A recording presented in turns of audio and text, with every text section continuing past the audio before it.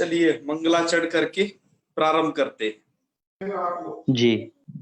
ओम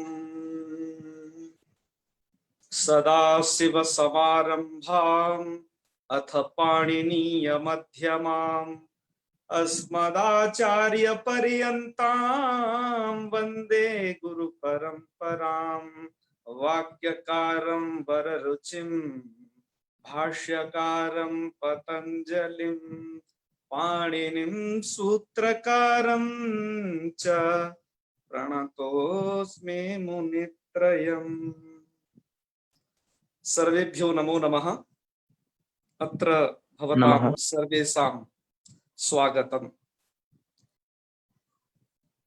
हम लोगों ने अपनी पिछली स्लाइड में आभ्यंतर प्रयत्नों के बारे में पढ़ा था और हमने ये भी कहा था कि आप इनका अच्छे से अभ्यास करिएगा। तो मैं आशा करता हूं कि आप सभी लोगों को यह पता चल गया होगा किस वर्ण का आभ्यंतर प्रयत्न क्या होता है और उच्चारण स्थान क्या होता है।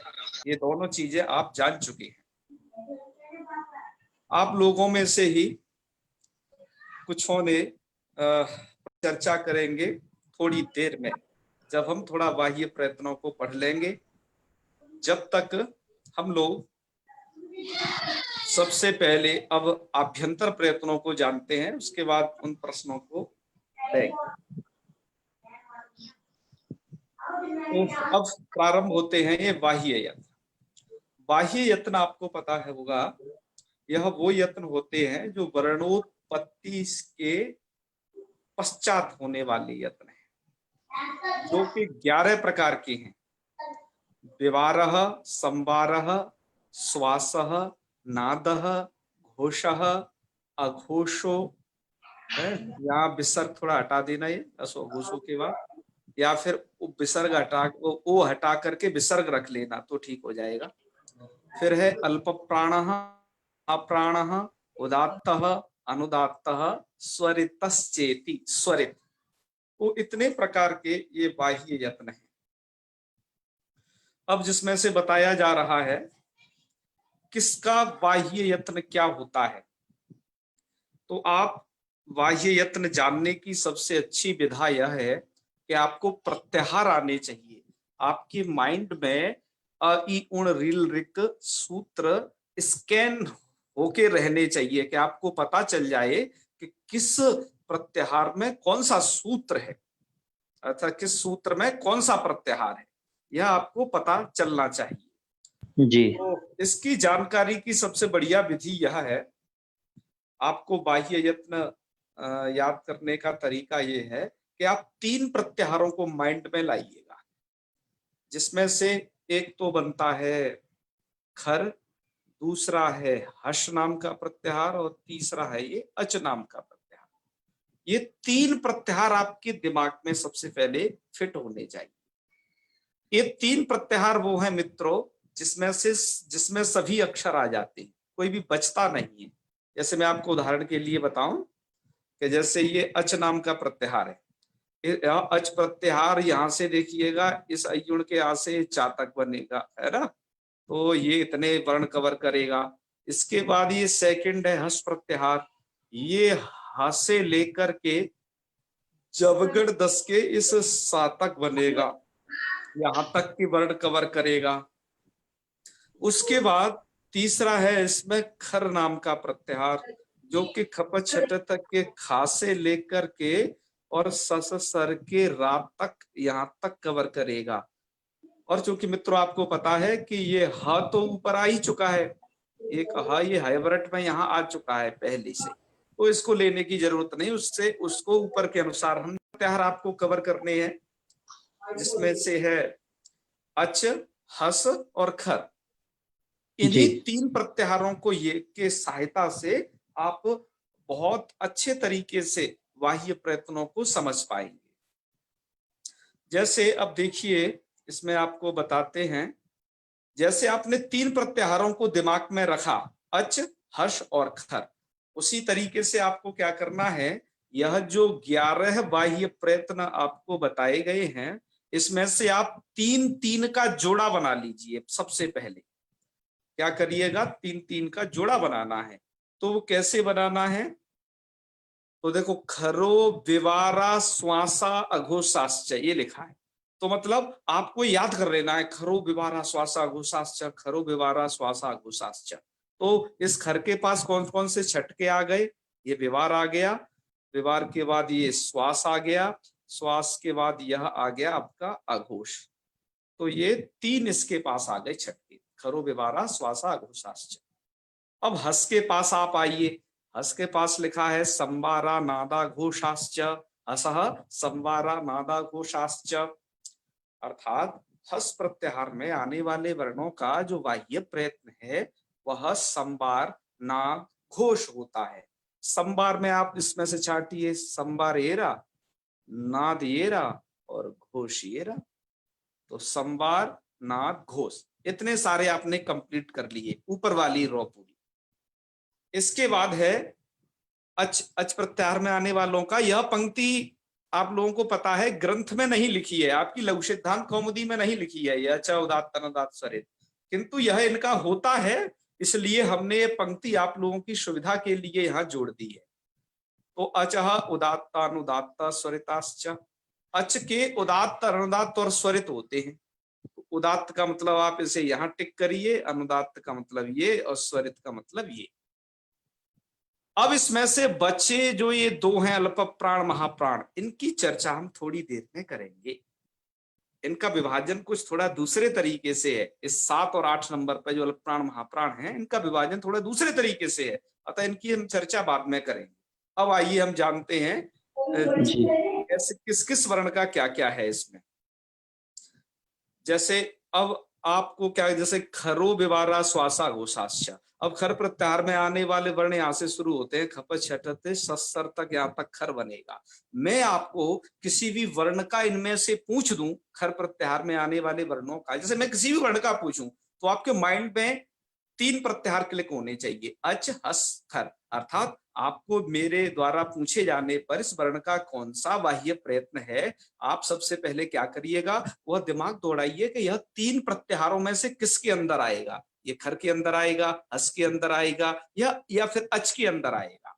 ऐसा यदि आप क्लियर कर लेते हैं तो आपके लिए यह बहुत सरल हो जाता है यह जानना कि खर का विवार श्वास अघोष है, हस का संवारनाद घोष है और अच का उदात्त अनुदात्त स्वरित है। यहाँ तक के 9 जो है आपके बाह्य प्रयत्नों का विभाजन हो गया। तो जैसे मैं इसमें से पूछूं कि बताइए, जैसे मैंने पूछा कि च का बताइए, तो देखो च यहाँ आया हुआ है, तो आप समझ जाना कि च का क्या है, विवार श्वास अघोष। मैं आपसे पूछूं ट का क्या है, तो आपको तीनों के 3 एक साथ बताने हैं। क्या ट का पूछूं तो आपको पूछना विवार श्वास अघोष। मैं आपसे पूछूं कि जी ये क का क्या है, तो आपका उत्तर होना चाहिए जी विवार श्वास अघोष। मैं पूछूं आपसे ये स का क्या है, तो आपका उत्तर होना चाहिए विवार श्वास अघोष। ये तरीका है एक इनको जानने का। अच्छा, अब मैंने आपसे पूछ दिया कि चलो बताइए अब ज का बाह्य प्रयत्न क्या है। तो ज का बाह्य प्रयत्न क्या है, इसके लिए क्या करना है कि आपको दिमाग दौड़ाना है फिर से, ज कौन से प्रत्याहार में आता है। हमारे पास जो 3 प्रत्याहार है अच हस और खर, इन तीनों में से किसके पास आता है। तो फिर आपको दिखाई दे जाएगा ये यहाँ पर है, ये किसके अंतर्गत आ गया, मतलब ये हस प्रत्याहार के अंतर्गत आएगा। हर्ष, क्योंकि जब गढ़ दस्तक यहाँ तक हस प्रत्याहार का समापन होगा। तो फिर क्या हस में जैसे ही आपको अब ज समझ में आ गया तो आपको बोल देना है तुरंत क्या, संवार नाद घोष।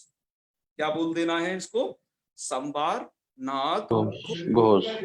और जैसे अब सर पूछूं झा का क्या है, तो आपको बोल देना है संवार नाद घोष। मतलब कहने का ये है कि हस प्रत्याहार में आने वाले जो भी वर्ण है उनका आपको कैसे बोलना है, सबसे पहले प्रत्याहार क्लिक दिमाग में करना, उस प्रत्याहार में आने वाले वर्ण आपके दिमाग में आ जाएंगे, ये हैं, तो फिर उसका बताया करना जी यह इसका बाह्य प्रयत्न है।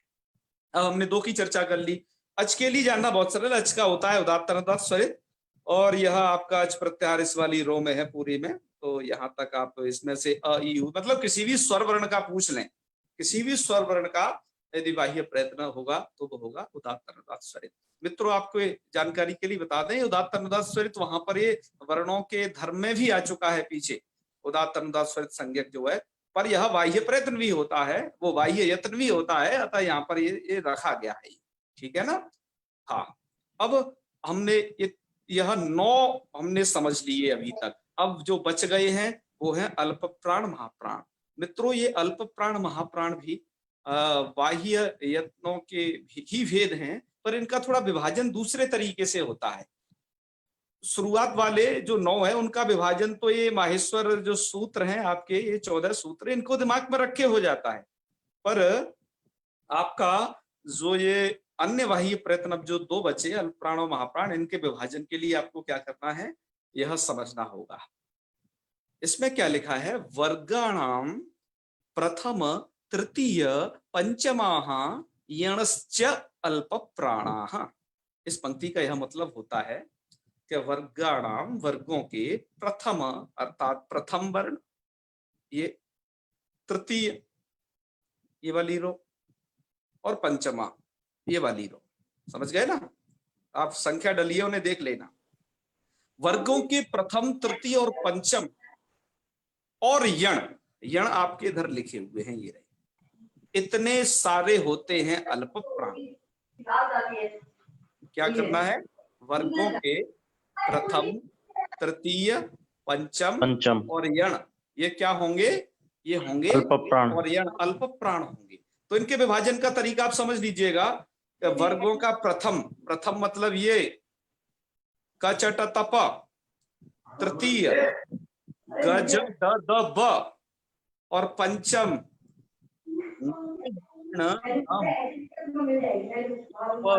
ये इतने वर्णों का जो बाह्य प्रयत्न बना, क्या बना इनका, ये अल्प प्राण हो गए। ठीक है ना। तो आप ये अल्प प्राण समझ गए हो गए। अब बचे खुचे महाप्राण हैं। अब बचे खुचे कौन है आपको पता ही है इस वर्णमाला में। अब बच गए वर्णों के द्वितीय अक्षर, अतः देखो पहले यहाँ पंक्ति देख लो, वर्गाणाम द्वितीय चतुर्थौ शलश्च महाप्राणाः। वर्गों के द्वितीय और चतुर्थ, द्वितीय आप देख ही रहे हो इनको, ख छ ठ थ फ, ये वर्गों के द्वितीय अक्षर हैं। ये इनका क्या होगा, द्वितीय चतुर्थौ, और चतुर्थ ये रहे, चतुर्थ इधर है, घ झ ढ ध भ, इनका क्या है, और सल। अब ये देखो सल ये भी प्रत्याहार है, जैसे ऊपर यण प्रत्याहार बताया था, ऐसे ये सल प्रत्याहार है। अब आपको प्रत्याहार जानना कितना जरूरी है। बिना प्रत्याहार के आपकी व्याकरण में, पाणिनि व्याकरण में गति हो ही नहीं सकती है। अतः प्रत्याहार को बोलने पर उस प्रत्याहार में आने वाले वर्ण आपके दिमाग में क्लिक होने चाहिए। यदि वो क्लिक नहीं हो रहे हैं, वो वर्ण आपके दिमाग में नहीं आ रहे हैं, समझ लीजिए आपको अभी प्रत्याहार को देखना पड़ेगा, आपको अभी जानना पड़ेगा कि अयुण वगैरह को ठीक से अच्छे तरीके से उन्हें याद करना होगा। नहीं होगा तो आपके लिए जगह जगह दिक्कत आने वाली है, क्योंकि पाणिनि जी हर जगह शॉर्ट फॉर्म यूज करने वाले हैं। शॉर्ट फॉर्म यूज करेंगे और आपको पता नहीं है कि किन वर्णों की शॉर्ट फॉर्म है, इसके कहने से मैं कितने वर्णों का ज्ञान होगा, तो आपको इस तरीके की ये दिक्कत आएगी। अतः दिक्कत ना आए, अतः हम आपको जो निर्देश दे रहे हैं उनका लगातार पालन करते रहे। तो आप समझ गए होंगे वर्गों के द्वितीय, चतुर्थ और सल ये महाप्राण होते हैं। तो ये महाप्राण और अल्प प्राण दोनों तरीके के भेद आपने समझे, और मैं आपको फिर एक बार से रिवाइज करा देता हूं इस पूरे का क्या क्या है कि ये 11 तरीके हैं। आप इनको 11 तरीके के बाह्य प्रयत्न हैं। इनमें से क्या करना है, ये 2 को छोड़ देना भी, इनका विभाजन तो हम यहाँ बताएंगे आपको, बाकी और औरों का विभाजन आप समझ लें, है ना। तो आपको 3 प्रत्याहार हमेशा दिमाग में क्लिक होने चाहिए, अस हस खर।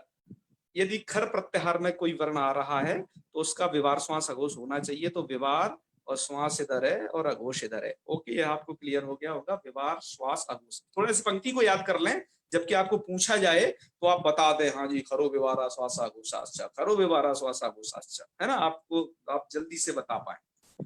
अच्छा, और जब आपसे अब हस तो संबार नाद घोष, तो संबार इधर है और नाद इधर है और घोष इधर है, ये हो गए। अब बचे उदात्त अनुदात स्वरित, ये तीन चौके हो गई उदात्त अनुदात स्वरित। इनको जानने की रीति वही है कि आपसे किसी भी वर्ण का बाह्य प्रयत्न पूछा जाए, तो आपको इन सबसे पहले क्या करना है, उसको चेक करना है कि वो अच में आ रहा है, हस में आ रहा है या खर में आ रहा है। तो ये आपके जो ये है, जो 14 सूत्र आपके दिमाग में होने चाहिए कि अच्छा ये वर्ण यहाँ पर है तो इसका यह होगा। ठीक है, हाँ, हम आपका भी परीक्षण करेंगे थोड़ी देर में। अच्छा, और वर्ग, अच्छा अब आ गए हम इन पर, ये अल्पप्राण महाप्राण इत्यादि विभाग। इनको जानने का तरीका ये है, वर्गों का प्रथम तृतीय पंचम, वर्गों का प्रथम तृतीय पंचम। देखो वर्गों का प्रथम ये है, तृतीय ये है और पंचम ये है। तो यदि फिर भी आपको जानने में दिक्कत हो प्रथम तृतीय पंचम इसके अनुसार क च ट त प, तो फिर देखो हमारे सूत्रों में ये वर्गों के प्रथम तृतीय पंचम बहुत आसानी से दिए गए हैं, बस थोड़ा तरीका चेंज कर दिया है। जैसे आप देखिए यहाँ च ट त और क प, ये 5 अक्षर जो माहेश्वर सूत्र में है, ये वर्गों के प्रथम ही हैं। मैं आपको सबसे फर्स्ट क्लास में बताया था। तृतीय, तृतीय है, देखो यहाँ पर लौकिक वर्णमाला में देखोगे आप ग ज ड द व, लेकिन पाणिनि जी का एक सूत्र है, इसमें तृतीय वर्ग तृतीय हो जाते हैं पूरे। वो ये वाला 10वें नंबर का सूत्र है, ज ब ग ड द, इसमें वर्गों के तृतीय आए हुए हैं, थोड़ा सा बस क्रम चेंज करके। वर्गों के पंचम अक्षर ये भी पाणिनीय के इन सूत्रों में आए, महेश्वर सूत्रों में, यम गण न, ये 7वें नंबर सूत्र को देख लीजिए आप। अच्छा, तो और यण, यण का मतलब समझिए, यवरला, इनका तो क्या कहना है आपको, इनका कहना है अल्पप्राण। अब बचे कौन, वर्गों के द्वितीय चतुर्थ और सल। वर्गों के द्वितीय मतलब ख छ ठ थ फ, ये भी देखो सूत्रों में आए, इस 11वें सूत्र थोड़ा लंबा है, इसमें ये भी आए हैं, ख छ ठ, वो ख फ छ ठ थ, थ तक जाना है ना, च तक नहीं जाना, बस यहीं तक रहना है, क्योंकि वहां से फिर वर्गों के प्रथम स्टार्ट हो गए। तो ख छ ठ थ, ख फ छ ठ थ, ये जो वर्गों के द्वितीय आ गए हैं सूत्र में। और वर्गों के चतुर्थ घ झ ढ ध भ, ये भी एक 2 सूत्रों में आए हुए हैं। ऊपर आप देखें थोड़ा ध्यान से, ये झ भ, यहाँ देखिए झ भ घ ढ थ है। 8वें नंबर के सूत्र में 2 अक्षर आए हैं और इसमें 3 अक्षर आए, टोटल हो गए 5। तो इस तरीके से भी आप पता कर सकते हैं। आपको ये पता होना चाहिए कि वर्गों का वो कौन प्रथम है, कौन द्वितीय है, कौन तृतीय चतुर्थ पंचम, और शल का मतलब श ये महाप्राण है।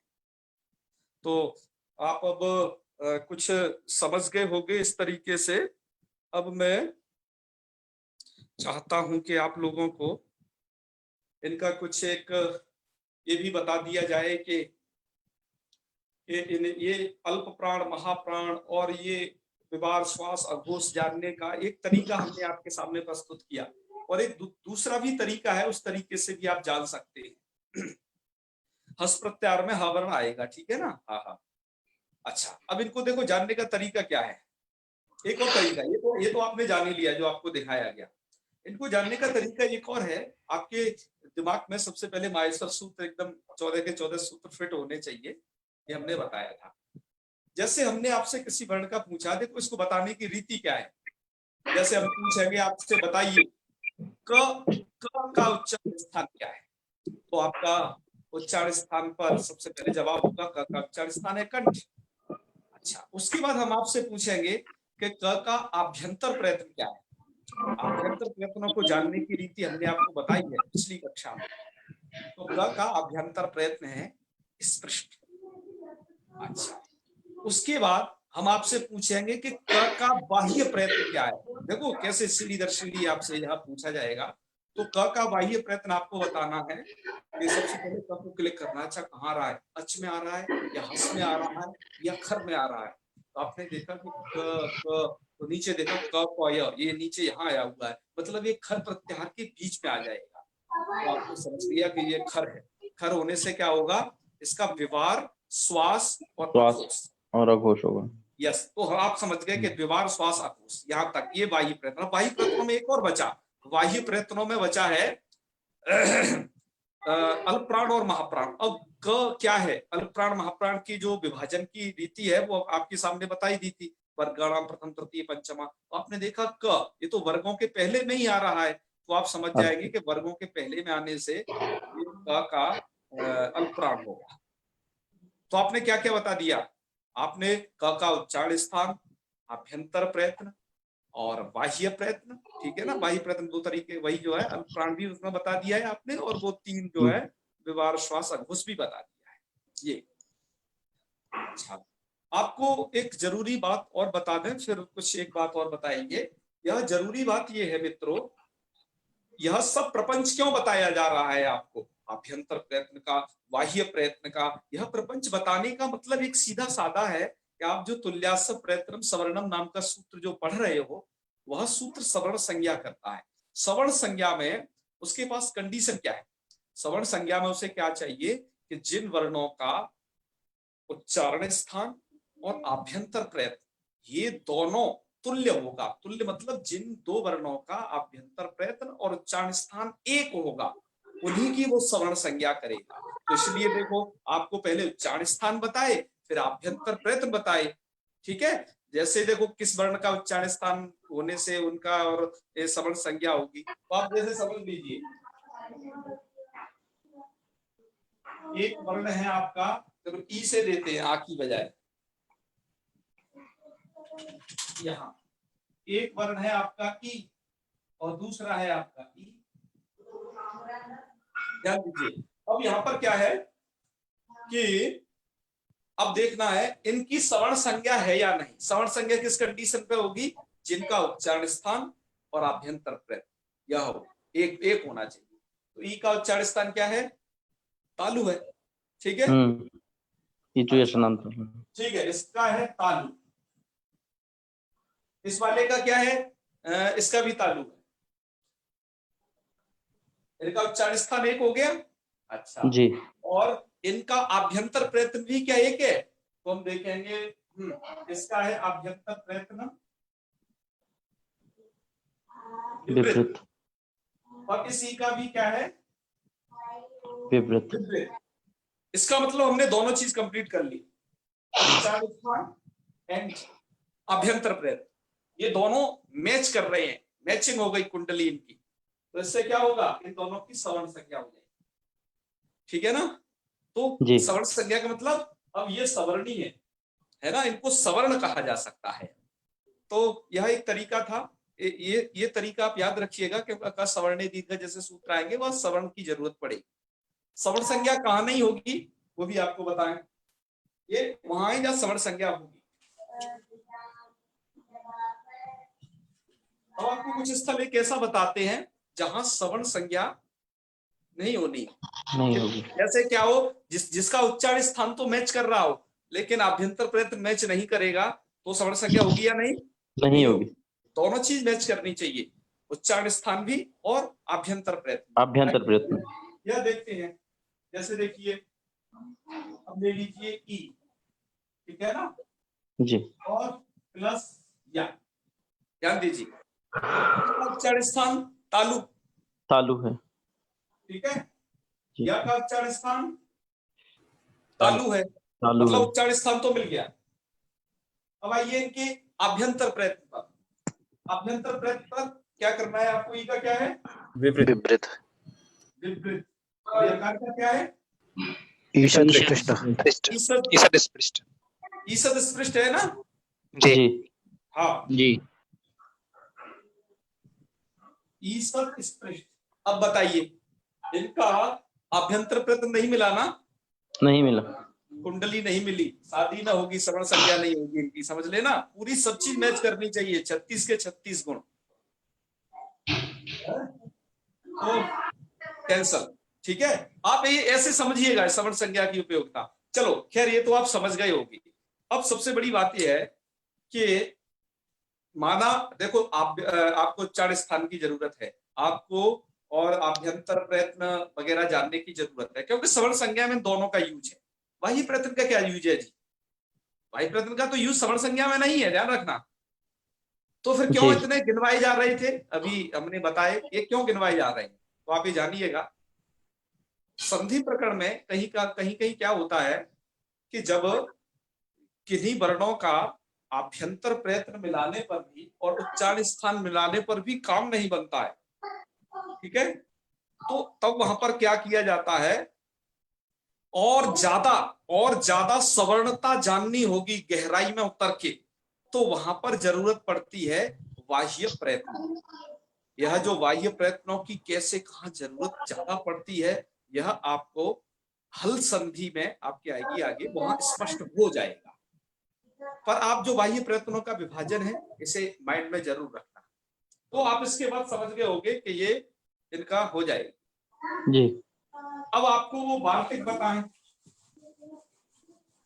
एक वार्तिक इसमें आई थी और री और ली। री और ली में क्या है, ये दो वर्ण है, ये है री और एक है ये ली। इनकी सवर्ण संज्ञा हो नहीं सकती थी, कारण इनका उच्चारण स्थान ही अलग अलग है? एक का मूर्धा है, दूसरे का क्या है दंत, हो नहीं सकती थी। अतः वार्तिक बनानी पड़ी। वार्तिक आपके पहले निकल चुकी है, रिल्ली वर्णयोर मिथा सावर्ण्यम वाच्य, अतः वार्तिक बनानी पड़ी। इन दोनों का क्या हुआ, मेल न होने पर भी मेल करा दिया गया ब्राह्मणों द्वारा, ठीक है। तो इनकी सवर्ण संज्ञा कह दी गई है तो माननी पड़ेगी, ये बात ध्यान रखना। आप लोगों में से हमसे दूसरी कक्षा में या यानी तीसरी कक्षा में जब हम ये आदरंते संहिता पढ़ा रहे थे तब किसी महानुभाव ने हमसे प्रश्न किया था कि ए ऐ और ओ औ इनकी सवर्ण संज्ञा होती है या नहीं। आज वह दिन आ गया है, हम उसका उत्तर देने के लिए तैयार हैं क्योंकि आप उसे अब समझ पाओ, ठीक है। वो शायद महानुभाव हो तो सुन ले अपने प्रश्न का उत्तर इसमें। ए ऐ ओ औ, ध्यान दीजिए, ए ऐ और ओ औ इनकी सवर्ण संज्ञा होगी क्या नहीं, यह प्रश्न है। क्यों कि इन दोनों का क्या है, देखो ए ऐ उच्चारण स्थान क्या है, कंठ तालु एक है, ठीक है। इनको आप अलग अलग समझना है। इसे ए ऐ अर्थात ए की ऐ के साथ और ओ की औ के साथ सवर्ण संज्ञा होगी क्या नहीं, यह प्रश्न है, ठीक है। तो क्या है, ए का उच्चारण स्थान क्या है, कंठ तालु, ऐ का क्या है, कंठ तालु, आभ्यंतर प्रयत्न क्या है दोनों का, विपरीत, विपरीत जी, विपरीत। तो सवर्ण संज्ञा होनी चाहिए थी कि नहीं, बताओ, सब मैच कर गया, उच्चारण स्थान भी और आभ्यंतर प्रयत्न भी। ओ औ में भी देख लीजिए, ओ का उच्चारण स्थान कंठोष्ठ, कंठोष्ठ है ना जी, औ का कंठोष्ठ, कंठोष्ठ। अब इनकी सवर्ण संज्ञा होनी चाहिए थी कि नहीं, बिल्कुल होनी चाहिए थी, क्योंकि आभ्यंतर प्रयत्न भी तुल्य है, विपरीत, सभी स्वरों का विपरीत होता है। आप भूलिए ना उस चीज को, है ना, लगातार स्मरण करिए। तो सवर्ण संज्ञा होनी चाहिए थी, लेकिन यह लघु सिद्धांत कौमुदी में यह नहीं आया है। फिर भी आपकी जानकारी के लिए बता दें, इनकी सवर्ण संज्ञा नहीं होती, इनकी सवर्ण संज्ञा नहीं होती है। कारण क्या है, कारण यह है कि इनकी सवर्ण संज्ञा होती तो जैसे पाणिनि जी ने अ ई उण में एक अ रख दिया, इसके कारण उन्हें आ नहीं रखना पड़ा, दीर्घ वाला बड़ा वाला, एक ह्रस्व ई रख दी अ ई उण के बाद, उसके बाद उन्हें दीर्घ ई नहीं रखनी पड़ी, है ना। पर यहाँ पर ऐसा नहीं हुआ, पाणिनि जी ने इनके लिए दो अलग अलग सूत्र बनाए हैं। क्या क्या, ए ओम और ऐ औच, तो ये दो सूत्र अलग अलग बना रहे हैं। इससे यह पता चलता है कि इनकी सवर्ण संज्ञा नहीं होती है। होती तो एक ही सूत्र बना के छोड़ देते, ए ओम ऐ औच, तो अपने आप आ ही जाते सवर्ण नहीं होने से उसके। पर पाणिनि जी उनके लिए अलग प्रयत्न कर रहे हैं, इससे यह पता चलता है कि यह सवर्ण संज्ञा इनकी नहीं होगी। यह एक उत्तर आपको दे दिया है, तो हाँ, यह उत्तर भी क्लियर हो गया। अब कुछ आगे थोड़ा और चलते हैं। हाँ, एक चीज और बाह्य प्रयत्नों के बारे में बतानी थी, उसको और समझ लीजिए तब आगे बढ़ते। बाह्य प्रयत्नों में 11 विभाग थे, याद रखिएगा, वो आपको तैयार होने चाहिए अच्छे तरीके से, अल्पप्राण महाप्राण वाले भी। अच्छा, सबसे पहले अल्पप्राण और महाप्राण पे ही चर्चा कर लेते हैं, उसके बाद औरों पे चर्चा करें। अल्पप्राण महाप्राण का कैसे विभाजन है वो आपको हमने स्लाइड में समझा दिया है। फिर भी आपको यदि अल्पप्राण और महाप्राण और जानना है तो उनको अल्पप्राण महाप्राण इसलिए कहा जाता है। आप लोगों में से जो कि कुछ लोग कह रहे थे थोड़ा प्रैक्टिकल भी बताएं, है ना, सब हमें रटना पड़ेगा, ये अच्छा नहीं है, तो वो प्रैक्टिकल भी समझ लें और याद भी कर लें, दोनों तरीके आपके लिए ज्यादा सेफ रहेगी। तो प्रैक्टिकल क्या है, अल्प प्राण को बोलने में आपका जो ताकत है ना वो थोड़ा कम लगती है, और महाप्राण जब बोलते हो तो आपको ताकत ज्यादा खर्च करनी पड़ती है। जैसे मैं आपको उदाहरण दूं, जैसे मैं बोलूं क, कम ताकत लग रही है ना जी, और ख को कहने में मुझे उससे थोड़ा ज्यादा ताकत लगानी पड़ी, क्योंकि क अल्प प्राण है वर्गों का प्रथम अक्षर होने से। ख क्या है, महाप्राण। ये थोड़ा म्यूट कर दीजिए, कौन है बीच में, क ख। अच्छा, अब क्या है, ग ग बहुत आराम से बोल गया, लेकिन घ बोलने में थोड़ा ज्यादा ताकत लगानी पड़ी। मित्रों, यदि घा को तुम थोड़ा हल्के बोलोगे ना, तो वो भी क्या सुनाई देगा, ग जैसा सुनाई देगा। यदि आप ख को सही से नहीं बोलोगे तो वो क्या सुनाई देगा, क जैसा का सुनाई, है ना। हाँ, बहुत ऐसा होता है जो है, जिसके कारण हम लोग अल्प प्राण महाप्राण भी सही से उच्चारित करें। नहीं तो क्या होता है कि यदि हम कुछ का कुछ उच्चारण करेंगे तो वो अच्छा नहीं है। हम ज्यादातर ऐसा देखा जाता है ना। जैसे दक्षिण वाले लोग हैं, वह कुछ एक उच्चारण करते हैं जिसमें वो अल्प प्राण उसका उच्चारण ज्यादा करते हैं महाप्राण की बजाय। जैसे ठ, ठ को वो बोलेंगे ट हमेशा, और ढा को बोलेंगे ट। यह उनके इसमें समा गया है, जाने कैसे। तो व्यवहार इससे में। भी हमें सावधानी से बोलना पड़ेगा, ठीक है। नहीं तो क्या होगा, अल्प जी प्राण को महाप्राण उच्चारण करोगे या महाप्राण को अल्प प्राण करोगे, तो दोनों तरीके के वो दोष है। तो आप इनका थोड़ा संभल के उच्चारण करिए, जी ठीक है। जैसे प फ, है ना। हाँ, वो कहते हैं ना, जैसे पंजाबी लोग जो है प और फ में उनके अंतर नहीं है। उन्हें फल दे दो, फल को भी कहते हैं पल दे दो। तो उनका उच्चारण एक इस तरीके का है जिसमें वह महाप्राण को अल्प प्राण कर जाते हैं, जिसके कारण क्या है कि बहुत भेद हो जाता है इन सब चीज में। तो इनको सही से उच्चारण करना है, अल्प प्राण को अल्प प्राण के रूप में, और महाप्राण को महाप्राण महाप्राण के के रूप रूप में उच्चारण करना है। अच्छा, एक चीज में बच गई थी, चलो उसको बाद में बताते हैं। पहले एक चीज और बाह्य प्रयत्न में ही समझ लो। बाह्य प्रयत्न में अल्प प्राण महाप्राण का आप समझ गए होंगे कि जोर से बोलने से, ताकत लगा के बोलना पड़ता है महाप्राण, अल्प प्राण बहुत सॉफ्ट बोल जाता है, ठीक है। अच्छा, अब हमने इसमें कुछ विवार श्वास अघोष बताया था, हस्का संवारनाथ घोष बताया था। देखो होता क्या है, जब हम बोलते हैं विवार श्वास अघोष, खर प्रत्याहार में आने वाले वर्णों का विवार श्वास अघोष होता है, क्योंकि इसमें कंठ विवर क्या होता है, खुला होता है। तो आपकी जो श्वास है वह श्वास निकल जाती है मुंह से उन वर्णों को बोलते वक्त, जिससे क्या होता है, वो ध्वनि आपके मूर्धा में नहीं टकराती है। मूर्धा में नहीं टकराने से यहाँ पर घोष नहीं होता मूर्धा में, बल्कि क्या होता है, अघोष होता है। अच्छा, और हस प्रत्याहार में आने वाले क्या है, संवारनाथ घोष। वहां पर वह जो यहाँ जो वो मुख का ये कंठ का स्थान है वो बंद हो जाता है, वायु मूर्धा में टकराती है, जिसके कारण घोष होता है। इसका अनुभव आप प्रत्यक्ष कर सकते हो, अभी आपको कराते हैं। जैसे हम अभी क्या करने वाले हैं, कुछ वर्ण बोलेंगे हस प्रत्याहार वाले, ध्यान दीजिए। कुछ वर्ण बोलेंगे हम हस प्रत्याहार वाले, जिसमें वह जो जो शब्द है वो ध्वनि यहाँ पर गुंजायमान करेगी मूर्धा में। और जब हम खर प्रत्याहार वाले बोलेंगे तो उसमें क्या होगा, ध्वनि का यहाँ गुंजायमान नहीं होगा। यह बाह्य प्रयत्न जानने का एक तरीका है, बहुत जल्दी। जो ऐसे याद करने में जिनको दिक्कत है, वो बाह्य प्रयत्नों को मूर्धा पे हाथ रख के जान सकते हैं सीधे। अब आपको क्या करना है, अपनी मूर्धा पर हाथ रखिएगा, और मैं जिस शब्द का आपसे उच्चारण करवाऊं आपको वो उच्चारण करना है, और आपको स्वयं जानना है। यदि उसमें घोष हो रहा है तो समझ लीजिए वो हस प्रत्याहार में आ रहा है। हस प्रत्याहार में आने से वो जो वर्ण है वो सभी संवारनाथ घोष होंगे। और यदि उसमें घोष न हो तो आप समझ लीजिएगा वह विवार श्वास अघोष है, क्योंकि वो खर प्रत्याहार में आ रहा है। तो मूर्धा पर हाथ रखिए, इसका प्रैक्टिकल आप कीजिए, साक्षात अनुभव कीजिए, और जब भी आप बहुत जल्दी इससे निर्णय कर सकेंगे। तो चलिए, मैं बोल रहा हूं आप लोगों के सामने, ज, आप स्वयं बोले, ज ज ज जब ज को बोलने में नहीं है। चलो मैं एक खर वाला बोलता हूं, है ना, ख ख। देखो ज से बोलने में कुछ कंपन होगा, ज बोलिए, थोड़ा माइंड में एक वाइब्रेट होता है। ख बोलने में माइंड आपका यह मुद्दा है, वाइब्रेट नहीं करता है। क्यों, कारण सीधा है।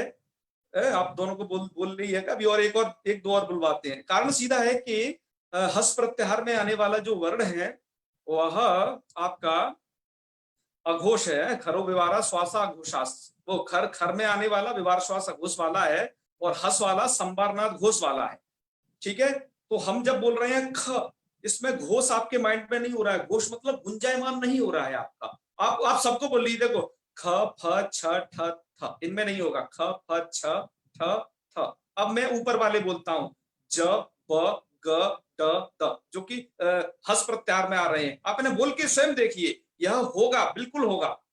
अच्छा, और कुछ और बोल लेते हैं, जैसे य व र ल, इनमें घोष होगा। और उसके कुछ बोल देते हैं क प, क्योंकि क प ये भी खर प्रत्याहार में आते हैं। क प आपकी मूर्धा का यह हिस्सा है, बिल्कुल भी वाइब्रेट नहीं कर रहा, क्योंकि ये क्या है, ये अघोष है। तो घोष और अघोष, घोष होने से आपका यह मूर्धा भाग वाइब्रेट होता है, और अघोष होने से क्या होता है, तो वाइब्रेट नहीं होगा। ये भी तरीका, इससे भी जान सकते हो, तो आप थोड़ा याद करके या इस तरीके से भी उन्हें आराम से जान सकते हो। तो ये दो तरीके आपको बताए, तो एक तो ये बताना था। और अब कुछ आगे की और बात ले लेते हैं, एक आगे कुछ जानकारी दे करके फिर आगे थोड़ा बढ़ते हैं जी। क्योंकि आज हम सोच रहे हैं इस तुल्यास प्रयत्न को पूरा कर दें। अब आप लोगों के सामने आपने आभ्यंतर प्रयत्न जान लिए, बाह्य प्रयत्न जान लिए, उच्चारण स्थान तो जाने ही लिए थे। अब आप लोगों के सामने बचता है, आभ्यंतर प्रयत्न हो गए, बाह्य हो गए, आपकी उसमें कुछ पंक्तियां दी गई हैं। जब आभ्यंतर प्रयत्न, ये यहाँ तक की देखो पंक्तियां जब समाप्त हो गई हैं, वर्गाणाम द्वितीय चतुर्थ सलस्य महाप्राणा, ये जब पंक्ति समाप्त हो गई यहाँ पर, तो आगे वाली कुछ ये पंक्तियां दी गई हैं, कादयो मावसाना स्पर्शाहा। ये पंक्तियों का यहाँ देने का क्या मतलब है, ये समझिएगा। यहाँ पर क्या दिया गया है, ध्यान से देखिए, कादयो मावसाना स्पर्शाहा, अंतस्थाहा, ऊष्माणः और स्वराहा, ये कुछ पंक्तियां दी गई। अच्छा, इन पंक्तियों को यहाँ पर देने का क्या मतलब है, ये आपको अब बताया जाता है। मित्रों, आपने पिछली स्लाइड में, ओहो ये थोड़ा बाहर निकल गया, एक सेकेंड।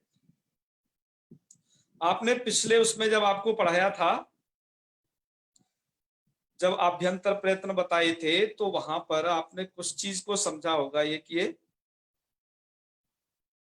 आभ्यंतर प्रयत्नों में कुछ यहाँ बात बताई गई थी, इस पर फिर दोबारा से गौर करें। तत्र स्पृष्टम प्रयत्नम स्पर्शानाम, ये बताया था क्या ये स्पर्श वर्णों का है। तो आगे वही जानकारी दी जा रही है, स्पर्श कौन है, अंतस्थ कौन होते हैं, ऊष्म कौन होते हैं, और स्वर कौन होते हैं, इन बातों की जानकारी आगे दी जा रही है। वही आपके लघु सिद्धांत कौमुदी के मूल में लिखा है कि पीछे आए हुए शब्दों का स्पष्टीकरण ग्रंथकार कर रहे हैं। जी। तो अब वह स्पष्टीकरण यह है आपके लोगों के सामने, कादयो मावसाना स्पर्शा, अर्थात कादयो मावसाना अर्थात क से लेकर के म तक के जो वर्ण है वो स्पर्श होते हैं। स्लाइड में देखिए, हमने इनको क से लेकर के म तक के वर्ण ही लिखे हैं ना, यहाँ जब स्पर्श स्पृष्टम प्रयत्नम स्पर्शा नाम दिया था। जी जी। तो वो वही बात है, उसी की व्याख्या हमने पीछे एक बार कर चुकी है, बस आप उन्हें देखते जाइएगा, है ना। अंतस्थों को हमने यवर लिखा था, ऊष्मों को हमने श लिखा था, स्वर हमने आयु ये सब लिए थे। ये इसी बात का स्पष्टीकरण है, बस अगली स्लाइड में आप उसे धैर्य पूर्वक अब सुने, पढ़ें, आपको वो समझ में आएगा। तो लिखा है क्या, कादयो मावसाना स्पर्शा, अर्थात क से लेकर के माँ बसाना अर्थात माँ तक के जो वर्ण हैं उन्हें स्पर्श कहते हैं। स्पर्श मतलब उनका नाम है, जैसे किसी का नाम राम श्याम मोहन घनश्याम इत्यादि हो सकता है, जैसे क से लेकर के माँ तक के वर्णों का नाम है स्पर्श।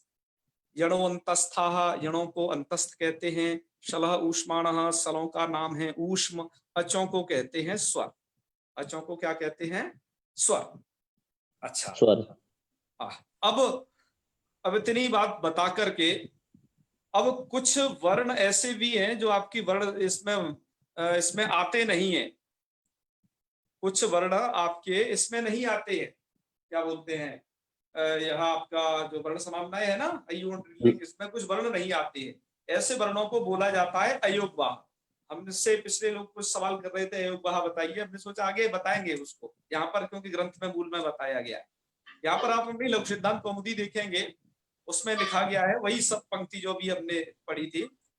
कह पह इति कखाभ्याम प्रागर्ध विसर्ग सदृशा जिह्वा मूलिया, जिह्वा मूल्य, और प फ इति पफाभ्याम प्रागर्ध विसर्ग सदृशः है उपध्मानीय।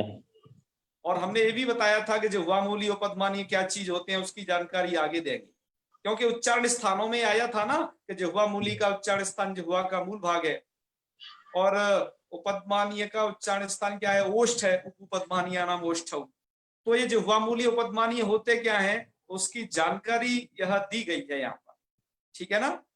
तो ये अर्ध विसर्ग सबसे पहले आपको समझना पड़ेगा कि अर्ध विसर्ग क्या चीज है। तो देखो यह आपको कुछ लेखन करके बताया जा रहा है। विसर्ग के मतलब होते हैं दो गोले, समझ गए ना, दो गोला बना दिया समझो विसर्ग है। और अर्ध विसर्ग क्या चीज है, हमारे ऋषि मुनि और हम लोग भी बहुधा अर्ध विसर्ग उच्चारित करते हैं, लेकिन थोड़ा उन्हें पता नहीं है उनका तरीका। ये अर्ध विसर्ग है आपके ये। अब ये पूरे विसर्ग देख लीजिए आप ध्यान से। अब ये अर्ध विसर्ग कैसे कहलाते हैं, तो इसे नीचे से आधा हटा दीजिए और आधा ऊपर से हटा दीजिए। अब ये दोनों आधे आधे बचे, यही है अर्ध विसर्ग जो आपकी किताब में लिखे हुए हैं। आधे विसर्ग समझ गए ना, पूरे जी, जी। जो बिंदु आकार का विसर्ग है उसको नीचे ऊपर से आधा आधा कट कर देना है तो अर्ध विसर्ग हो जाएगा। अर्ध विसर्ग में क्या है, क और ख से पहले है तो इसका क्या है, जिह्वा मूली है। यदि यही अर्ध विसर्ग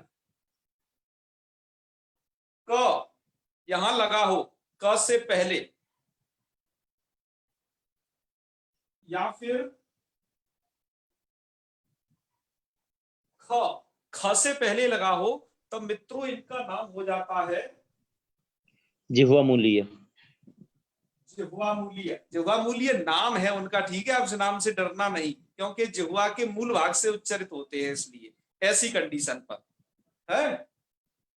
अच्छा मैं आपको कुछ उच्चारण करके दिखाता हूं, जैसे क और ख, ठीक है। जी। थोड़ा इसको लिखना पड़ेगा, एक मिनट। आप यार विसर्गों को शायद समझ गए होंगे। अब इधर देखिए, रामः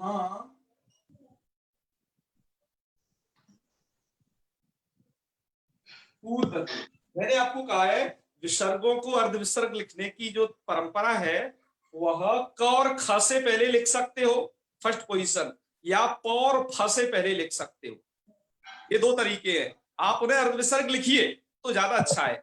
विसर्ग करोगे तो भी चलेगा, आजकल जैसे ये वाले तो गायब हो गए, अर्ध विसर्ग नहीं किताबों में दिखाई देते हैं, इनका कोई यूज नहीं रहा है। पर इनको कैसे उच्चारण किया जाता है और इससे उच्चारण से देखो आपको कितनी सुविधा है, आप करते भी हो काफी जगह। मैं अर्ध विसर्गों का उच्चारण कर रहा हूं, है पहले विसर्गों का करूंगा जिससे आप समझ जाएं, क्योंकि एक पक्ष में विसर्ग भी यहां रहता है। तो देखो मैं इनका उच्चारण किया, राम, मैं पहले क्या कर रहा हूं, विसर्ग बोल रहा हूं, रामः कूर्दति।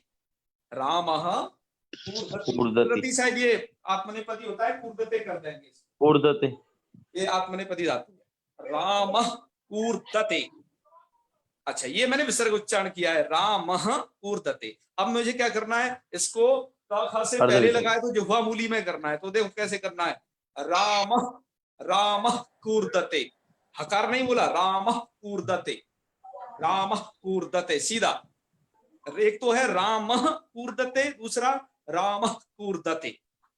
क ख से है पहले तो ऐसे उच्चारण करना है। अच्छा प और फ से पहले लगे होते हैं तो इनका नाम हो जाता है उपध्मानीय। नाम थोड़ा याद कर लेना, प फ से यदि ये पहले लगे हैं तो इनको बोला जाता है उपध्मानीय। जैसे देखिए प्रायः हम लोग जो लौकिक संस्कृत में उच्चारण करते हैं इस तरीके से करते हैं, रामः पठति, रामः पठति। लेकिन यदि ये विसर्ग ये पहले लगे हैं पाफा से पहले तो ये अर्ध विसर्ग में बदल जाएंगे, तब इनका उच्चारण उपध्मानीय करना है। और उपध्मानीय का उच्चारण स्थान किससे होता है, ओष्ठ से, बताया जा चुका है ना, उपध्मानीय नाम ओष्ठौ। ये तो इनको कैसे करना है, राम पठति, राम पठति। देखो पहले विसर्ग वाला उच्चारण रामः पठति, अब यह उपध्मानीय वाला देखिएगा, रामः पठति, रामः पठति। यहाँ पर आपके जो विसर्ग का उच्चारण हुआ ये ओष्ठ से हुआ, यहाँ पर आप ज्यादा समझ पाए होगे। पस और फा से पहले करना है, रामः पठति वृक्ष फलति, है ना, तो इस तरीके से आपने यह समझा कि यह आपके अनुस्वार, यह आपके जो हैं जिह्वामूलीय और पद्मानीय जी क ख से पहले आते हैं, वही इस पंक्तियां में वही इन पंक्तियों में दिया हुआ था। आप इन्हें एक बार देख लीजिएगा इन पंक्तियों को। हाँ, ये कादयम अवसान स्पर्शनम तस्था। अब देखिए क ख इति कखाभ्याम, पंक्तियों के अर्थ देखते जाइए। क ख इति कखाभ्याम, क और ख इससे, क ख से प्राक है ना, यहाँ थोड़ा एक प्र लिख गया है, आप इसे प्राक समझिएगा। प्राग अर्ध विसर्ग सदृशा, उससे पहले जो अर्ध विसर्ग सदृश आपको जो दिखाई दे रहे हैं ये वाले चिन्ह, ये वाले, आप इनको क्या, इनका नाम देना है जिह्वामूलीय, इनको बोलना है। जिह्वामूलीय। और प फ से पहले क्या होते हैं ये अर्ध विसर्ग हो तो इनको आपको पद्मानीय बोलना है। पद्मानीय। ठीक है, इतनी बात बता करके लास्ट बात और बताई है, अंग अह इत्यचः परावनुस्वार विसर्गौ। ये देखिए अंग अह इति अचः परावनुस्वार विसर्गौ, इस पंक्ति का क्या अर्थ है थोड़ा ध्यान दीजिएगा। अंग, अंग का मतलब अनुस्वार, अह, अह का मतलब विसर्ग। अंग अह से वो ई वाले अंग मत, वो आपको नहीं समझना है। अंग का मतलब यहाँ पर अनुस्वार है, अह का मतलब है विसर्ग। तो ये बताया जा रहा है अनुस्वार और विसर्ग जो होते हैं, इति अचः परौ, है ना, अनुस्वार विसर्ग, अर्थात ये अनुस्वार और विसर्ग होते हैं वो अचः अर्थात अच से पर में आते हैं। ध्यान दीजिए, अनुस्वार और विसर्ग कब आते हैं? हमेशा अच से पर में आते हैं, अच से पर में बैठते हैं। इस पंक्ति से आपके लेखन का थोड़ा तरीका सुधर जाएगा। अंग अह ये अच से परे आते हैं अर्थात अनुस्वार और विसर्ग। जैसे देखिए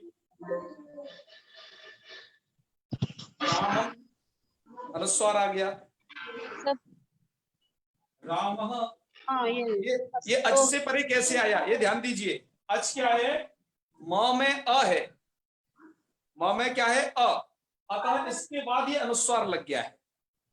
अतः ये अनुस्वार विसर्ग की कंडीशन जब भी बनेगी जब पहले अच, अच मतलब कोई एक स्वर हो, उसके ऊपर ही लगते हैं ये। और यहाँ पर भी विसर्ग कब लगा? ये पूर्व में स्वर है, अतः ये विसर्ग में बदला। कई सारे लोग क्या गलतियां करते हैं, वो गलती आप लोगों को अब नहीं करनी है, इस बात को समझ करके कि वो ऐसे रामम लिख देंगे और उसके आगे विसर्ग लगा देंगे, मतलब हलंत के आगे विसर्ग कभी मत लगाना। यह अनुमति व्याकरण आपको नहीं देता है। कि कुछ लोग सोचते हैं ना कि संस्कृत क्या है, लगा दो हलंत, लगा दो विसर्ग, बन गई संस्कृत है, लगा दो अनुस्वार। हर जगह नहीं आपको ये ठोकना है ये तरीका। कुछ यह सावधानियां रखें कि यह अनुस्वार के यह अर्थात हलंत अक्षर के बाद ये नहीं आएगा।